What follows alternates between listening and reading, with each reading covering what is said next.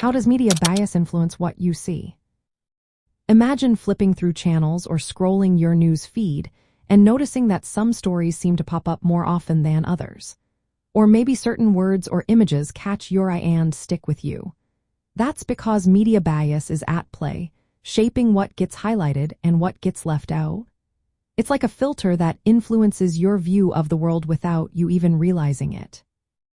Media bias happens when news outlets or journalists present information in a way that favors certain viewpoints or interests. This can happen in many ways. For example, bias by omission means leaving out facts or perspectives that might challenge a favored narrative. If a news story ignores important details, it can give a skewed picture of what really happened. Bias by selection of sources involves choosing experts or witnesses who support a specific side, which can make one perspective seem more credible than others.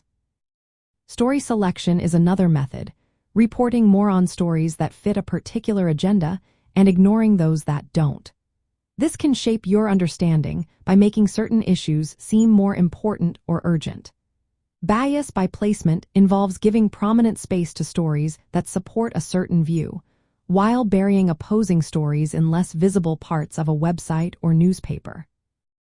Labels are also used to influence perception. Calling someone a hero or a villain can sway opinions before you even hear the full story.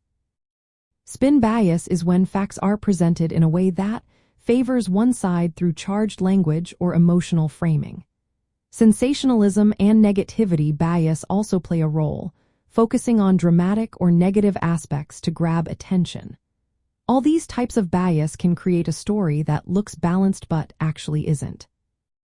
Knowing about media bias helps you become a smarter consumer of news. It encourages you to compare different sources and notice what might be missing or exaggerated. For example, if one outlet reports a story with lots of emotional language and another presents the same facts more neutrally, that's a sign of bias. Paying attention to which voices are included or left out can also reveal bias by source selection. When you see a story, ask yourself if it's emphasizing certain facts while ignoring others. Are there labels or words that seem to push an emotional response? Do you notice a pattern of coverage that favors one side? These questions help you spot bias and avoid being misled. Developing these skills means you're better equipped to see through misinformation and disinformation. It's about understanding that what you see isn't always the full picture, and that awareness helps you make more informed choices about what to believe.